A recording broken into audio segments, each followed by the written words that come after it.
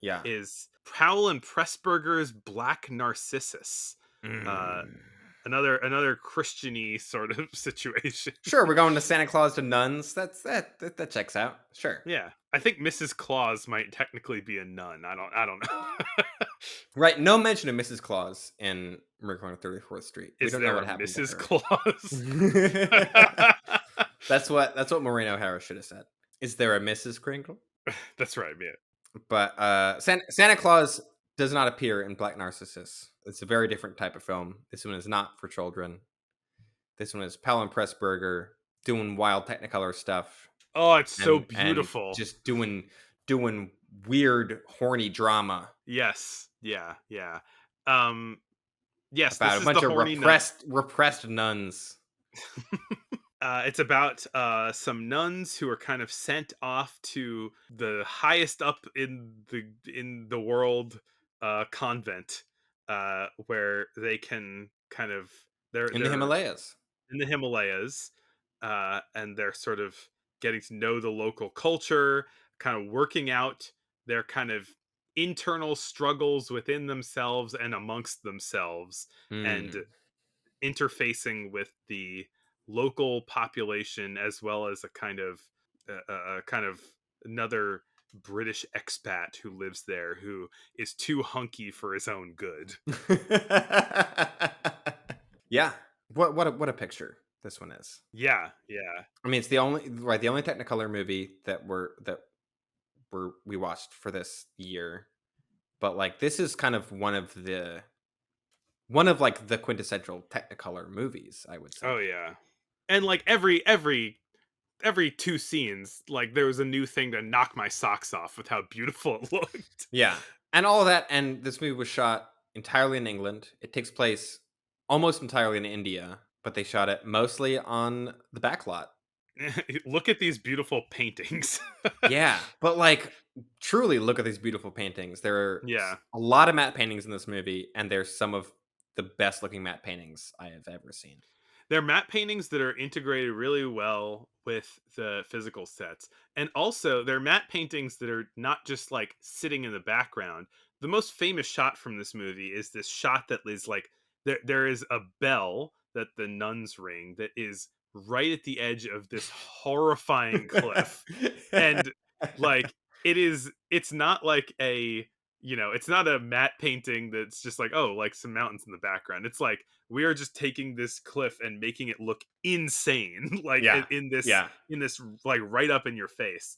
And I gotta say, I didn't really realize this until the end of the movie, but Chekhov's cliff is what I is Oh what yeah, this I wrote that in my notes. Chekhov's cliff. And another thing that I do love about just the general kind of aesthetic of this movie and the matte paintings in particular is that like they don't necessarily look real. You're not like, oh, that's a Yeah. real landscape. You're like, that's a gorgeous landscape that is clearly a painting. But it sort of is like it's creating this reality in which like when you look off at the mountains, you're seeing like this gorgeous painting of mountains Mhm. that is like I don't know. There's something to that where it's like we know that this isn't real, right? And we know that this isn't how like light acts, but it's like it's everything is imbued with a lot more feeling through that. I Yeah, think this I is a very think painterly movie yeah. because there's lots of paintings in it. But it's like I really like that level of a slight amount of unreality, right? This movie isn't pretending to be supernaturalistic, which I like. It's expressionistic in terms, especially like toward the end where there's like this beautiful like there's like a sunset that is just Hmm. like poking through the like all of the scene. All of the indoor places have holes in them. So there's wind blowing through all the time. So like even when they're just having like dialogue sitting at a Right. desk, there's like There's this everything dramatic is wind there's always blowing. wind. Yeah. But like it also during some kind of climactic scenes, there is just this gorgeous orange light that's pouring through the Mm. entire scene. Uh, and yeah, Yeah. just like I like to think of this early Technicolor as it's like hyper real. Mhm. Yeah. It doesn't feel fake. It feels more real than real. But I think that is also kind of what Powell and Pressburger are like doing with it too. Like I think they're Yeah. pushing because I think that I get that feeling a lot more from this movie than like Colonel Blimp, which I think is Yeah. But also kind of hyper real, but I think is going more for naturalism than this movie is. yeah, but I mean, I just mean yes, it is, but also like I think there's just something about this early Technicolor Mm. that especially like you look at this like some of the really early three strip Technicolor like Robin Hood, right? Where Hmm. like those colors are mega saturated. Yeah. And and like that's also the case in this movie. I think if you look at like later Technicolor movies from the I don't know 60s or 70s, like they look more real, even though there were parts of this movie that reminded me of the final three strip Technicolor movie, Suspiria. Mm. There is some kind of like bright lighting that is like almost surreal lighting that is suggesting mood, like Suspiria does. Wow, I had never. I guess I didn't realize Suspiria is that's the last three strip Technicolor movie. I believe so. Let me fact check But myself. also, like, I see a lot of parallels between this movie and Suspiria.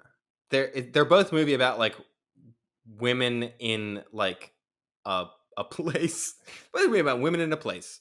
But like, there's this like undercurrent of madness in both, and this For kind of sure. Yeah. yeah. I mean, I think that like when the nun goes mad, it is definitely like it definitely has Suspiria vibes. Yeah, yeah. And I'm curious now if like Dario Argento was specifically influenced by this movie because I could see it. I'm trying to fact check myself. So I open up the Wikipedia page for Suspiria, but I'm also trying to participate in a podcast. So I pressed the find I did the find shortcut, right, to try and search for the word Technicolor. But what instead I did was go on the Wikipedia page for Suspiria and then find the word Suspiria. Classic. It is one of the final feature films to be processed in Technicolor. Mm, I guess it's not interesting. the last, but it's one Right, of the last. But it was not shot on three strip Technicolor. right, It was Technicolor dye transferred. I was reading about imbibition Technicolor recently, and it's still like a little of a mystery to me. I gotta like dig right. deeper into my Technicolor book. But yes, both gorgeous movies. Both movies about horny women in remote locations. Yeah, yeah.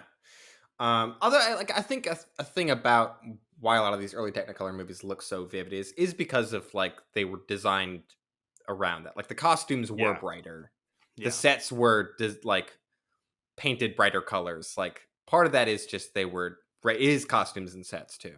A lot of shots of like flowers and stuff, it's like really soaking in it.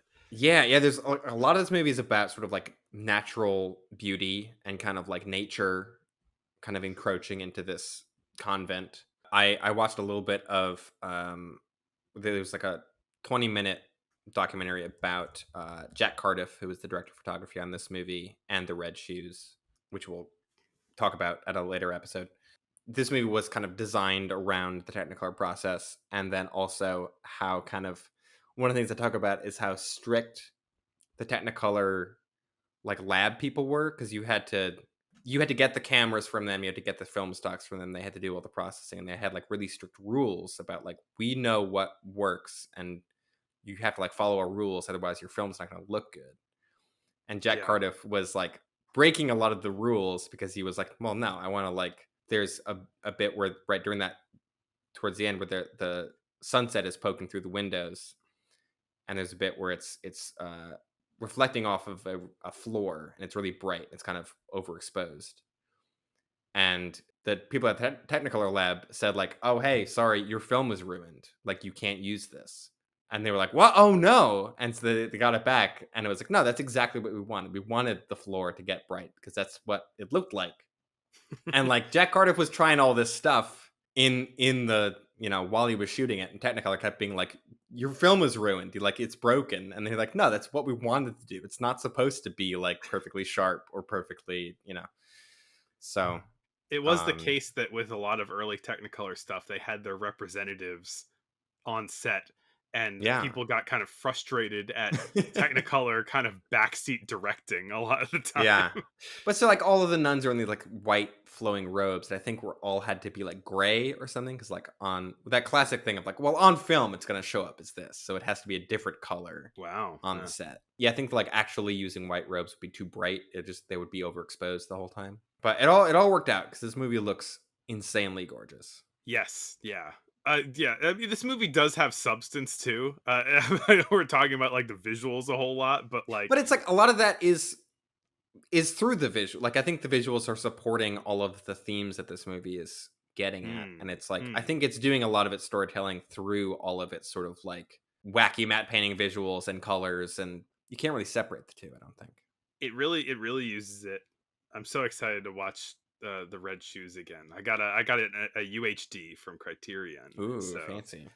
yeah, it's like not super plotty. It's kind of like just tensions building, I guess, Right. in Yeah. this thing, particularly between this kind of incorrigible dick who is Mr. Dean.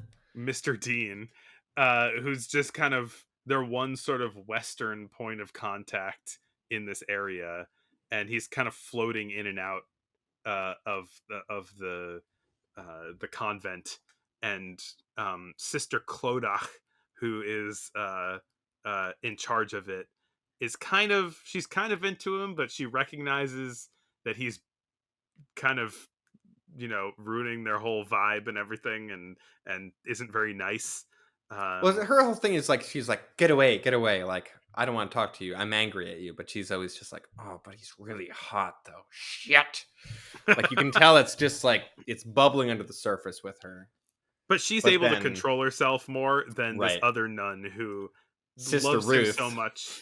She loves him so much that she goes crazy over it, I basically. mean, I think Sister Ruth has other stuff going on. I don't blame Mr. Dean entirely for her sort of psychotic episode. hmm No, I think Sister Ruth had some problems already. I'm guessing. They mentioned that she had some problems already. Yeah, Yeah. But also just like those three leads I think are all great and like really well cast. yeah. Like, I think David Farrar, who plays Mr. Dean, is like has insane bone structure where like he look similar, I guess, to the way that what's his name from Out of the Past looks like a cartoon of like a film noir guy. hmm He just looks like a cartoon of just like handsome man. Yeah, yeah, And he exactly. shows up with like his like sleeves cut off, riding a tiny horse, and you're like, all right, I get it. He looks like a swashbuckler. Yeah. And then Deborah Kerr is Sister Clodagh. Clodagh? I think it's Clodagh. Clodagh. Clodagh. Well, I don't know. Clodagh. She's not doing an Irish accent, so who knows True. if she's saying her own name right? And then what's her name? Kathleen Byron is Sister Ruth. And also, funny thing I found out is that Michael Powell, one of the two directors of this movie, had dated Deborah Kerr before they made this movie and was dating Kathleen Byron while they were shooting it. And so when those two have to have a fight scene, apparently there was some they didn't have to dig that deep to find stuff to fight about. Wow. But I think like Kathleen Byron especially like really sticks out of just like her crazy eyeball acting in this is Oh so good. yeah. Oh yeah. And there's a lot of it. There's a lot of crazy eyeball acting from her, and it is chef's kiss.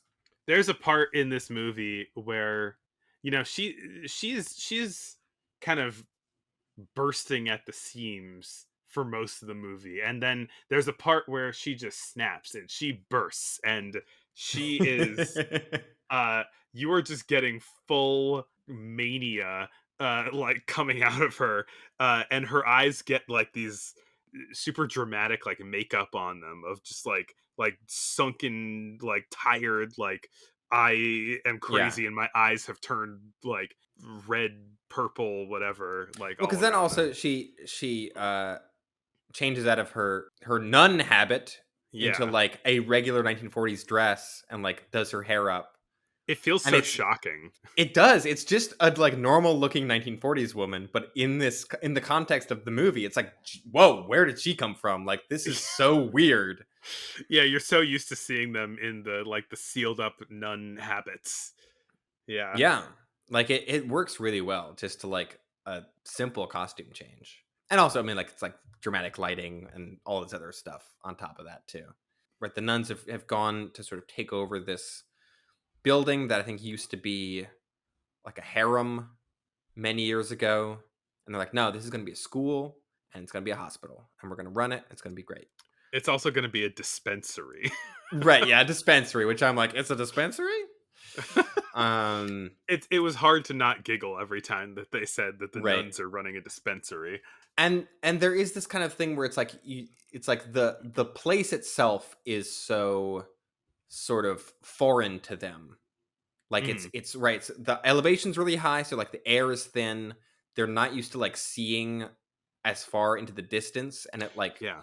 it's like they're all like getting really in their head and like sort of having almost a sort of like not necessarily a crisis of faith, but they're all kind of like starting to question things, just see the world in a different way There's a than lot of they're used to. alienation in this movie. I mean, I like, I just it almost has like a lost in translation kind of vibe, right? Of like I am in a place where I have no association. Like I have this kind of weird like solitude, and I can only connect with people. I can only really connect with people like who are from the same country as me, but also like it's still kind of driving me a little.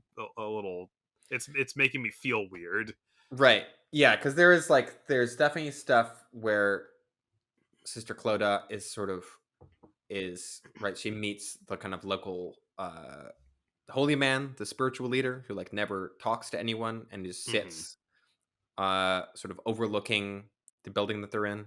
And she like doesn't understand that, but it's like everyone else here like respects this guy and like feels this like strong spiritual attachment to him, but like I don't you get the sense she's just kind of confused by it and it's like, wait, like I don't understand how this works. I Like thought she that doesn't was understand Eastern religion, but it isn't presented in a way of like good or bad. It's just sort of that like Sister Clodagh just doesn't like can't process it almost. yeah. I thought that was so fascinating. Honestly, like that scene where she is like a super dedicated like monk of a Western religion, and she is having to encounter a super dedicated monk from an Eastern religion. Yeah, there's this kind of does not compute sort of thing Right. going on. Yeah.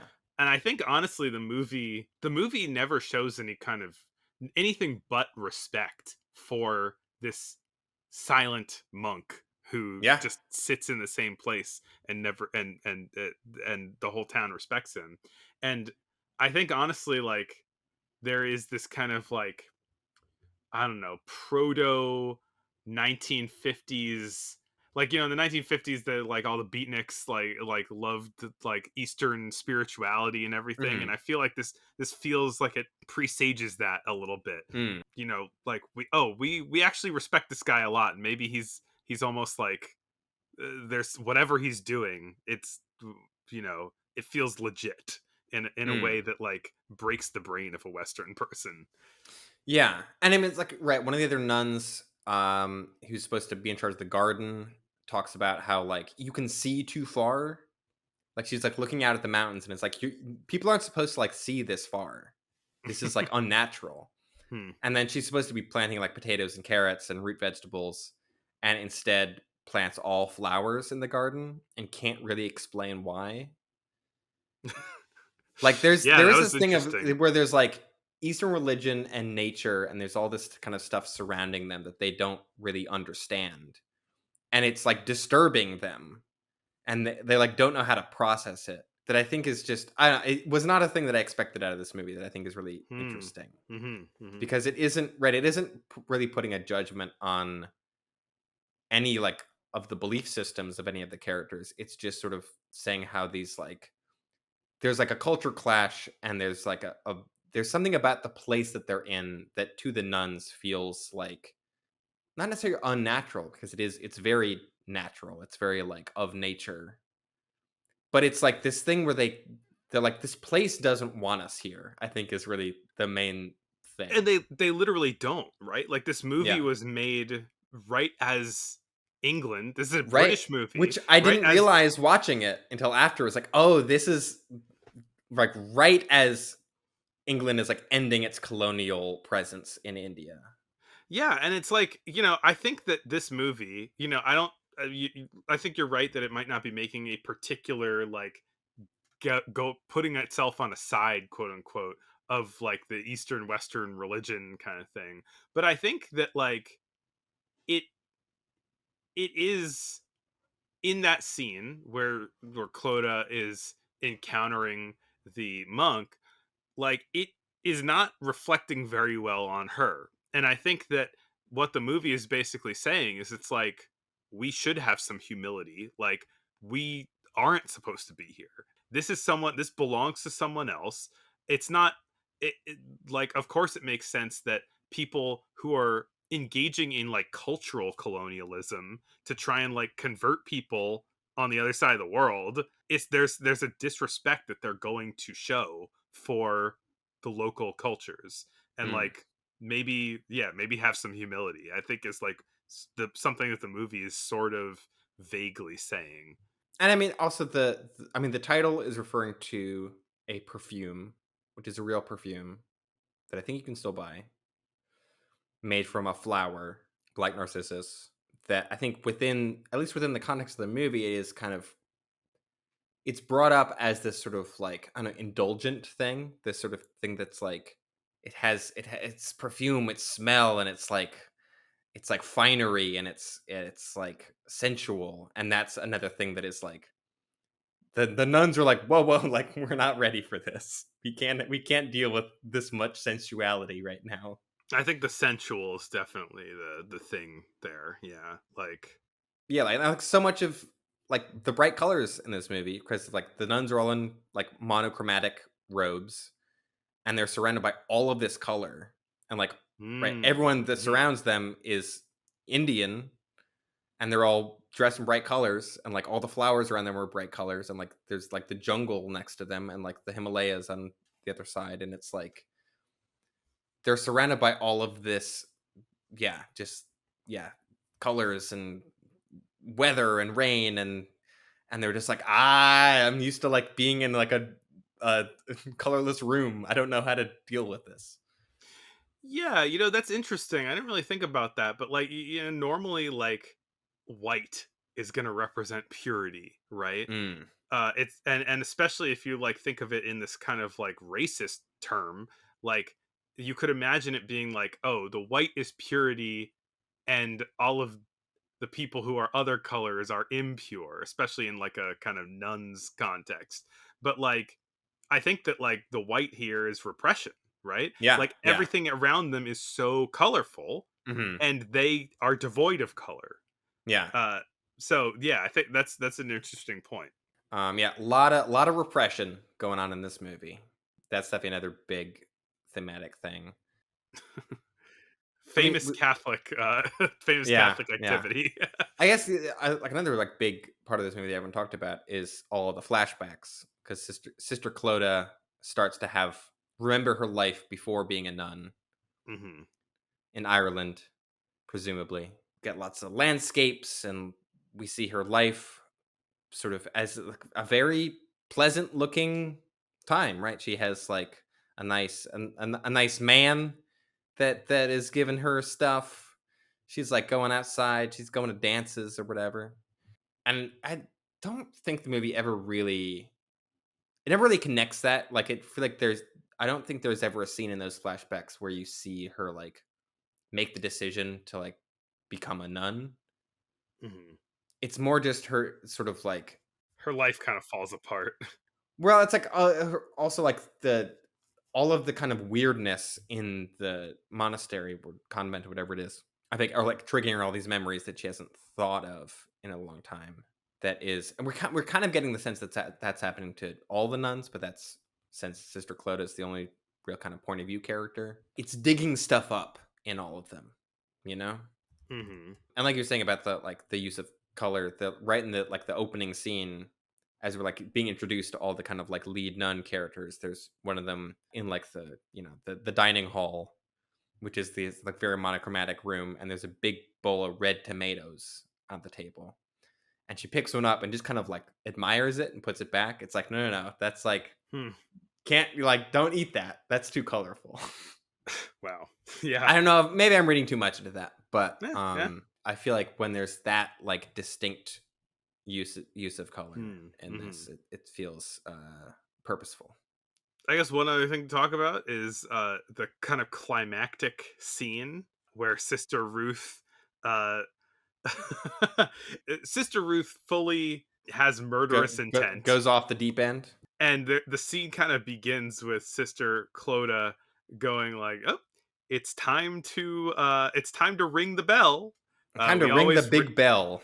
we always ring the bell that is perched inches away from a 5 million foot tall cliff. Uh, as soon as she I don't know why I didn't put it together until this point, but when I knew that the movie was about to get something was going to happen, something ominous, this ominous feeling is building, Yeah, and then as soon as it's time to ring the bell, I'm like, oh no, Chekhov's cliff, and yeah. so it draws that out. It draws out the tension as she's walking up, and you kind of I think you even see Sister Ruth kind of like perching in the background almost Well, there's that shot where she comes at the door and her hair is all wet. She looks super pale. She's like a creature at that point. yeah.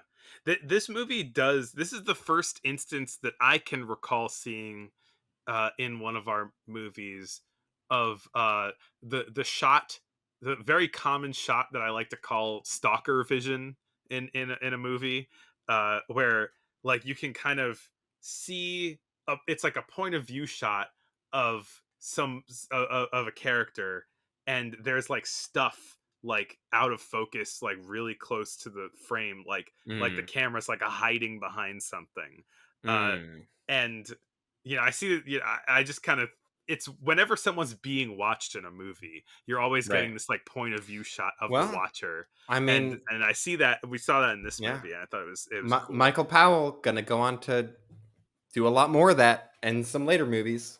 Spoilers for later episodes. The fight scene is cool. It's cool to see people fighting next to a big cliff. Yeah. Oh yeah. Yeah. Of course. Yes. She tries to push Clodagh off the cliff. Yeah. And there's, hanging off of the bell and Ah. yeah, good times. The end of the movie, I think, really kind of hits home the idea that it is a kind of metaphor for England kind of removing themselves from India, and that they as the nuns Mm-hmm. decide to leave because they're like, we're not doing any good here, and we're all getting having mental breakdowns. So they decide to leave, and they are traveling sort of along the road away, and Sister Clodagh looks back up at the building atop the cliff as it gets engulfed in mists, and then it starts raining, and the movie ends on just the rain falling on them leaving. Apparently, there was a whole nother scene that they shot, but then during that scene when it started raining, Powell and Pressburg were like, "Well, that we're not going to top that. That's the end of the movie right there." I haven't seen the other scene, so who knows? But probably a good call. We're kind of only scratching the surface of this movie in terms of there's a lot going on in this movie for Yeah, I sure. mean, we've kind of brushed into it, but the sexuality element is something. Yeah. I think an interesting counterpoint to this movie is one from less than 30 years later, Ken Russell's The Devils, uh, Also a which nun movie, right? is also it's a horny nun movie with the horniness dialed up way higher. Right. uh, it's and from being from the early 70s, it's able to do that. Well, sure. Yeah, of course. Yeah, I mean, it's another movie that I feel is tackling a lot of similar ideas. The nun, the Devils is also based on a kind of actual historical account of kind of nunnery that went fiendish, and you know. And but this was in like 1500 or something, like witch times, and they Mm. blamed it all on evil spirits. But yeah, I mean, like definitely like the repression of religion, the repression of sexuality. There's some stuff going on there, I guess. Yeah. And I think, yeah, I mean, I do think this movie is doing a lot with its use of color, and I think there are a lot of like color motifs throughout the whole thing, which um I haven't. I would need to rewatch the movie and like read more up on to like I think have a more meaningful discussion about. But yeah, I mean it's like this is I think this is a really great example of like good filmmaking. It's just it feels like it's using all of the tools, you know? Yeah, true. And it's really impressive, I think too, that like there's all of these like, exterior shots on the side of a mountain and it's all just like in a parking lot somewhere. Like there's behind the scenes photos Well that have like done. a giant fan to make the wind. Hey, I'm a giant fan. Hey, yeah, I'm a giant fan of this movie. Yeah.